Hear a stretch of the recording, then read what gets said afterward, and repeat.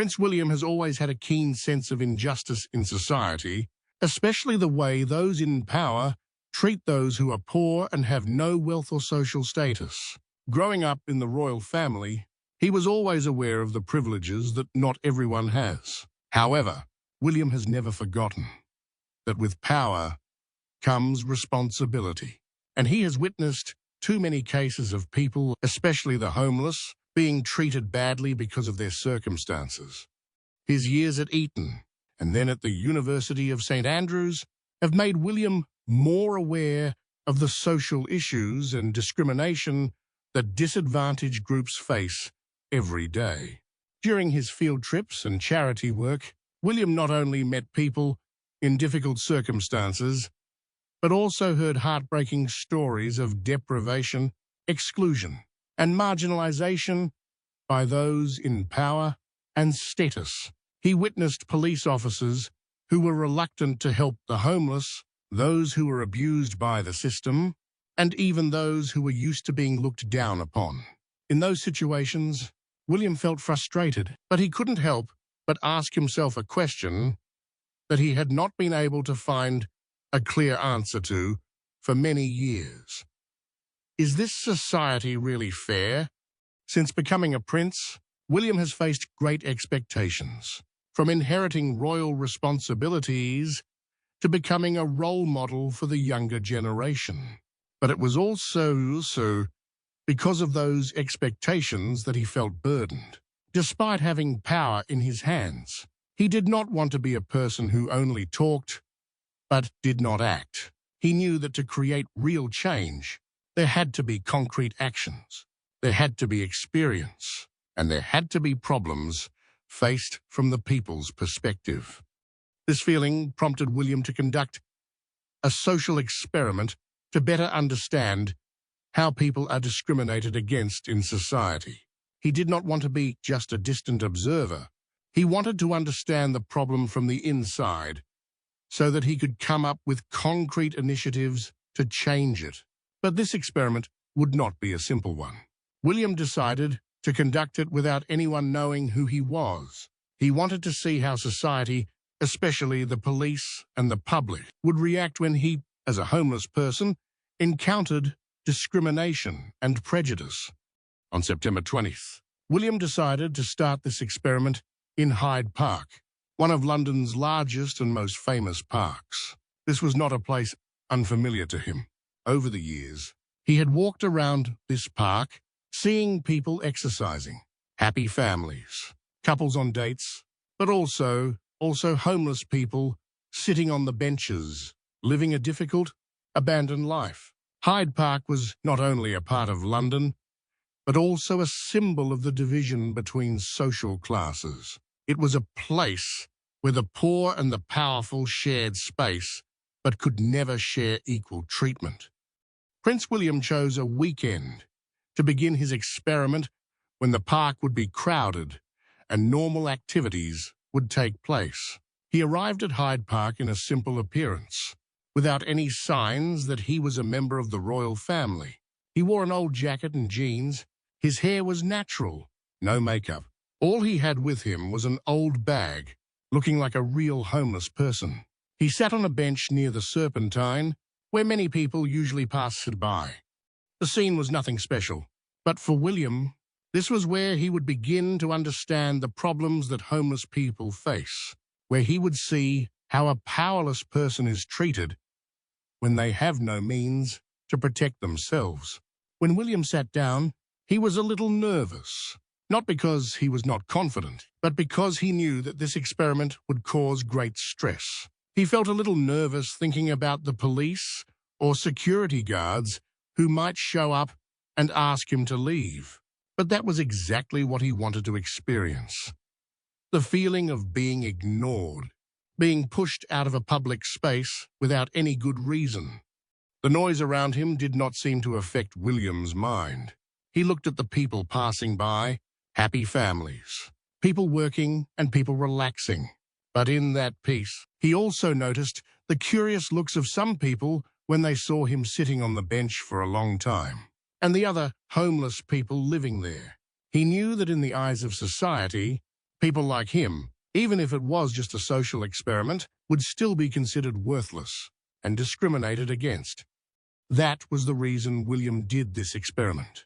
He wanted to experiment, not to find out who was right and who was wrong, but to understand more about how society judges and discriminates against the weak.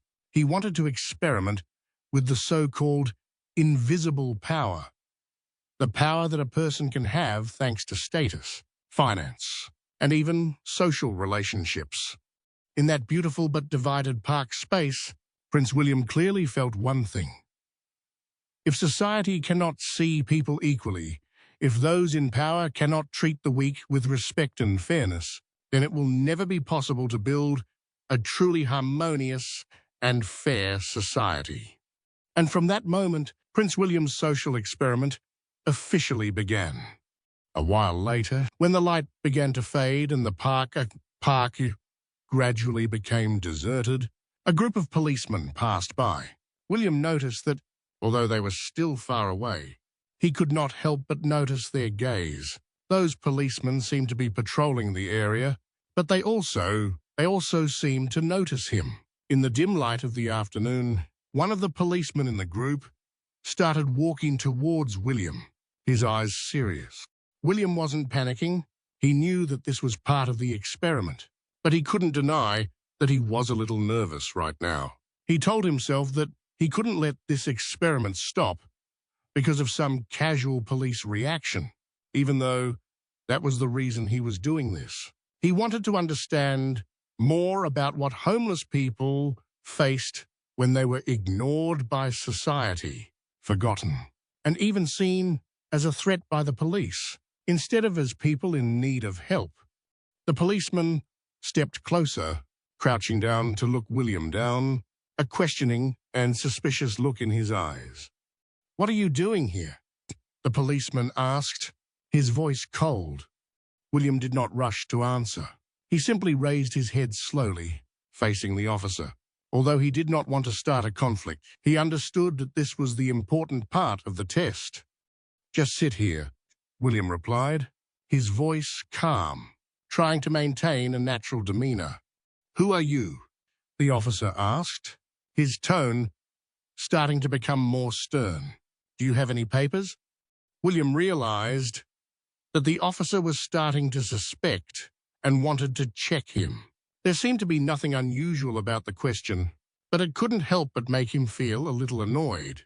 He sensed that the officer was looking at him as if he was someone who had no freedom in public space, someone who had no right to exist without the approval of someone in power. "Do you have any papers?" the officer continued, his voice already slightly threatening. William did not rush to answer. He wanted to challenge the officer, to make him see the person as more than just the homeless person he imagined. But of course, he couldn't do that without confronting the discrimination he was trying to experience. "No papers?" William replied, his voice calm. "I'm just a guy sitting here." "Oh." The officer looked at him for a moment, saying nothing. His eyes scanned William's body, from his bag to his old shoes, and then back to his face. The officer seemed to have decided that William was not a normal person, but a homeless person who needed to be checked out or even forced to leave. "All right," the officer said, his tone now clearly annoyed. "You'll have to leave now. This is no place for people like you." William felt the tension rising inside him, but he kept his cool. This was exactly what he wanted to experience. The feeling of being treated as an outcast, not worthy of the respect he deserved. He tried to stand his ground, not letting his anger get the better of him. "Why should I go?" William asked again, trying to keep his voice calm, but he felt a little tense inside. "This is a public park. I did nothing wrong." "Oh." The policeman did not reply, just looked at him with a cold gaze. He turned back to his teammates, discussing something. William could hear the vague words, but he knew that this policeman had decided to push him out. He was no longer a normal person, but a homeless person, an excluded object object from the public space. As the policeman prepared to act, William could not help but think of one thing. He understood that this story was not about him, but about all the homeless, the people who were undervalued and unwanted by society. This was the experiment he wanted to conduct, to see more clearly how those who were looked down upon, seen as weak, faced injustice, even when they just wanted to have a place in society. The policeman turned back, and this time, he did not just stand there, but approached William. "You will leave immediately, or I will call for a backup," and the policeman said, his tone almost threatening. William did not move. He just raised his head, looking straight at the policeman with a determined look. "No," William replied firmly, "I did nothing wrong. I have as much right to sit here as anyone else." The officer's eyes changed, from suspicion to anger. He had not expected a homeless man to answer so firmly. The two stood there for a long time, neither moving nor saying anything. The atmosphere became more tense than ever. The remaining officers in the group began to approach, and William felt the pressure build. He knew that his trial had come to a head and that he could not stop. "You will have to leave now," the officer said, this time with a more determined tone. William did not move. He stood still, his eyes still straight, looking straight at the officer. The look in his eyes was not that of a homeless man in fear, but that of a man fighting for his rights. First, he understood that this was not just a personal confrontation, but a manifestation of a system, a way that society treated those who were considered inferior. He wanted to challenge society and the way power could be abused without being held accountable. He could feel the tension in the air and knew that the time had come for his experiment to reach its climax. "You think you can tell me where to go?" the policeman continued, his voice getting louder. "You're just a homeless person, a person with no rights in this society. No one wants you here. You're nothing more than an animal, dirtying this place."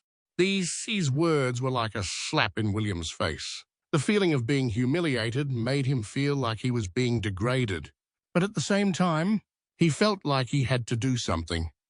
This was the reason he sat on this bench, to witness and experience what it was like to be considered an outcast, to be despised by society. Every word the officer spoke was a testament to the injustices that homeless people endure, and he couldn't help but think about the people who had endured this their entire lives.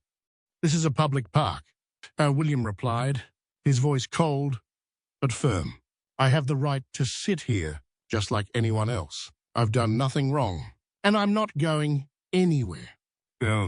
William's words weren't just a reply, they were an affirmation of his basic human rights. He could feel the tension rising in the air, and the officer's gaze was now completely out of control. He stepped closer, almost raising his hand as if to shove William off the bench. "Don't you understand? I told you to leave now." Just then, a small noise came from behind him. A passerby saw the situation unfolding and slowly stopped, watching. Then, as if by a chain reaction, a few others also began to stop, curiously watching the confrontation between William and the policeman. Soon, a small crowd gradually gathered around, curious glances and whispers filling the air. "What the hell is going on?" one of the crowd muttered, unable to take his eyes off the scene. "He was just sitting here. Why was he being chased away?" Another person spoke up, slightly skeptical of the policeman's action. The officer realized that the crowd's attention was on him. The tension in his voice increased, and he glanced at the people around him as if they were troublemakers. "This is my job," he barked, trying to maintain control, but his voice grew louder, starting to show signs of anxiety. "This is a public area. He has no right to be here. And I'll handle it. We can stand here, right?" Someone in the crowd replied, his voice firm. There's no reason to kick this guy out. The officer's eyes darted to the crowd, seeing a few people starting to protest, which made him feel out of control. His actions were no longer supported, and that made him feel even more isolated. Some in the crowd began recording the scene on their phones, no one wanting to miss what was happening. "What is he doing? Isn't this a public park?" An elderly woman spoke from behind, unable to hide the annoyance in her voice. The police officer could no longer keep his cool. He shouted, "I'm a police officer. I have the right to ask him to leave. Don't tell me my job." No. But the crowd didn't stop. Some of them began to protest the police officer's actions. "He did nothing wrong. Don't make a big deal out of it," this one person said, and those words seemed to spread, increasing the discontent in the crowd. William saw this and felt a shift in the atmosphere. The people standing around him, who were originally just curious passers-by, now began to discuss and criticize the police officer's actions. He felt a change, albeit small, but noticeable.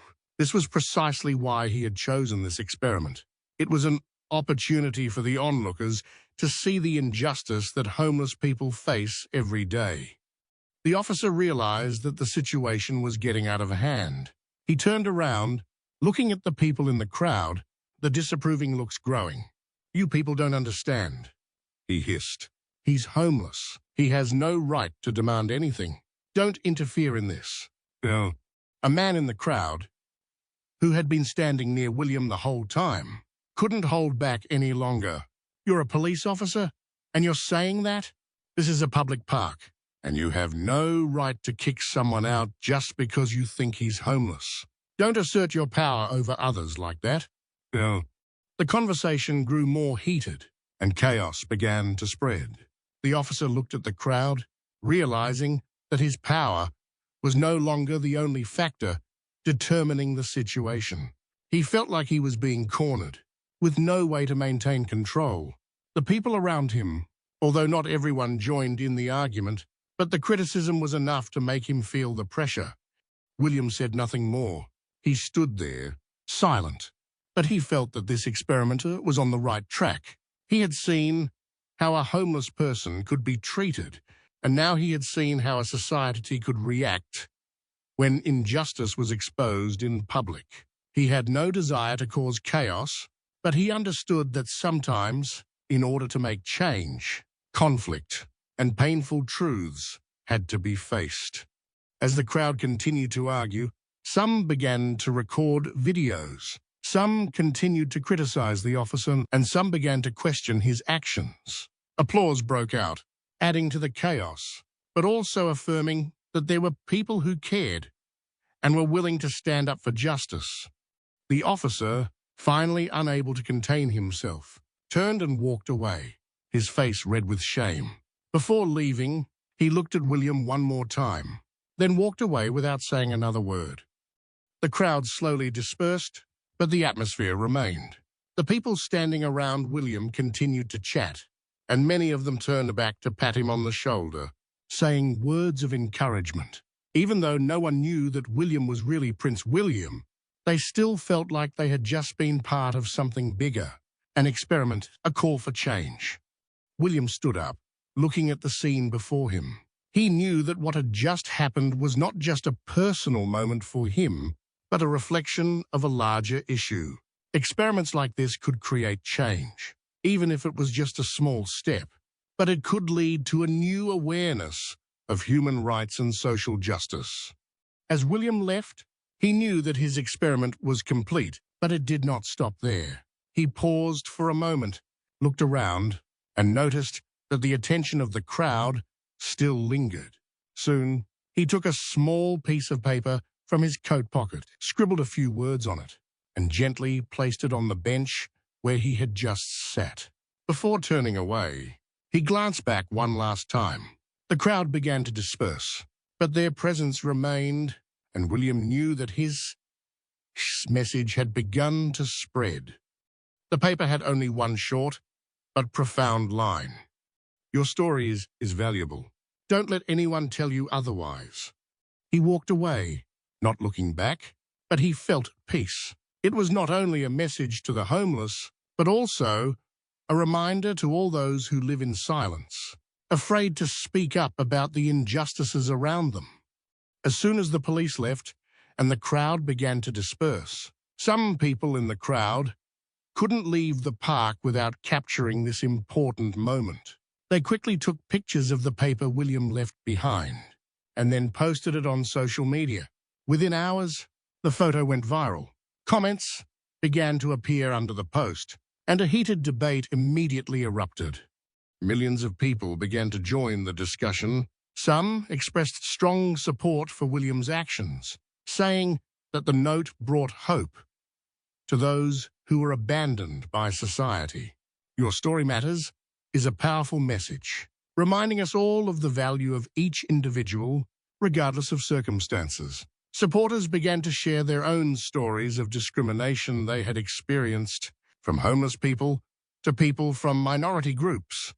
The young police officer who confronted William immediately became the focus of criticism, and fierce criticism. His actions were seen as not only disrespectful but also a violation of basic human rights. The incident quickly attracted the attention of the authorities and led to an official investigation. This incident caused police officers and law enforcement to re-examine their own practices. Some police officers began to be more aware of the importance of fair treatment and respect for human rights in their work. Empathy and social justice training was included in the official training program of the police force. Although there are many different opinions about the incident, it is undeniable that William's experiment created a huge wave of awareness in society, especially about how we view and treat the poor and those who are forgotten by society.